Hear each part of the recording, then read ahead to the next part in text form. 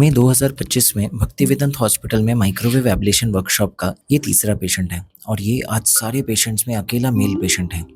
इससे हमें पता चलता है कि गोइटर या घिंगा यानी कि थायराइड की ग्रंथि में गांठ फीमेल्स में 3 से 4 गुना ज़्यादा कॉमन है। एंड डेफिनेटली इससे पता चल रहा है कि कुछ तो हार्मोनल इम्बैलेंस का रोल है इसमें। एंड एस्ट्रोजन प्रीडोमिनेंट स्टेट्स कुछ स्टडीज़ में डॉक्यूमेंट किए गए ये करने के लिए। ये अकेला मेल पेशेंट तो है पर इसकी गांठ भी चारों में सबसे ज्यादा बड़ी थी साइज में। हम ये अच्छे से कर पाए क्योंकि हमारे पास आज बहुत सारे स्किल सेट्स है, जैसे हाइड्रो डिसेक्शन जिसमें हम ये गांठ को तैरा देते हैं पानी में और क्रिटिकल आसपास के स्ट्रक्चर्स को दूर धकेल देते हैं ताकि जलाते समय उन्हें ना नुकसान पहुंच जाए और पेशेंट का वॉइस चेंज या सांस लेने में दिक्कत या खाना निकलने में दिक्कत ना आए। लेकिन ये सब के बाद भी अगर गांठ बहुत बड़ी है तो हो सकता है हमें स्टेज करना पड़े, यानी कि पहली बार में 90% गांठ जला दो, जब वो श्रिंक हो जाए 6 महीने बाद तब बची हुई 10% जला दो, जो अब आसपास की नसों से बहुत दूर जा चुकी है क्योंकि गांठ का साइज ही बहुत कम हो गया है, तो अब सेफ है उसे जलाना। जब ये किया जाता है पेशेंट होश में रहता है, लोकल एनेस्थीसिया में किया जा सकता है, कोई ब्लेड का यूज़ नहीं है, कोई निशान नहीं आता बाद में, बहुत रैपिड रिकवरी है। शाम को घर लौटकर अगले सुबह जॉब ज्वाइन कर लिया था ये सारे पेशेंट्स ने, और ऐसे अनगिनत फायदे हैं। कोई साइड इफेक्ट्स नहीं, कोई लॉन्ग टर्म मेडिकेशन नहीं। लेकिन एक प्रॉब्लम है और वो है कॉस्ट। जी, थायराइड सर्जरी भी कॉस्टली है, लेकिन क्योंकि इसमें हार्डवेयर कॉस्ट बहुत है इसलिए ये डेफिनेटली कॉस्टली इलाज हो जाता है।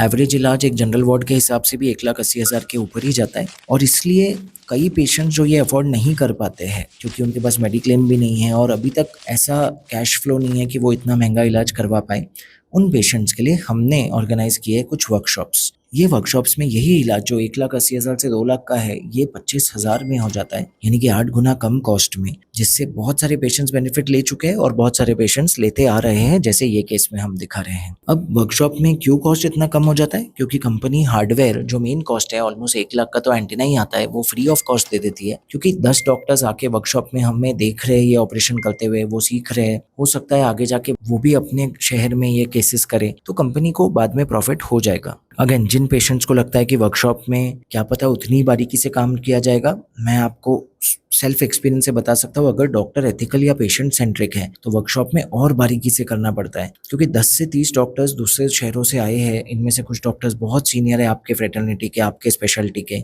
आप उनको बुला के दिखा रहे हो कि मैं एक्सपर्ट हूँ, मैं मैक्सिमम नंबर केसेस कर चुका हूँ, मैं आपको ट्रेनिंग दे रहा हूँ, और अगर आप उनके सामने कुछ गूफ अप कर दो तो बहुत एम्बेरेसिंग हो जाएगा, बहुत ज़्यादा लज्जा का विषय हो जाएगा।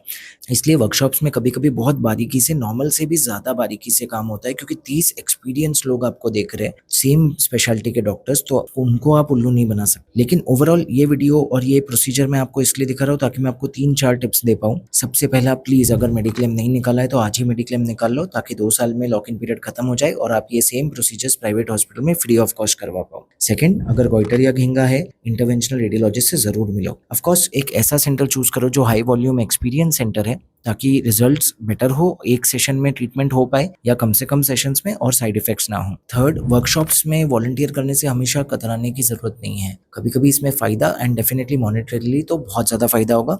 लास्टली, प्लीज ये वीडियो ज्यादा से ज्यादा लोगों से शेयर करो, क्योंकि गोइटर या घिंगा आज 76% पॉपुलेशन में है।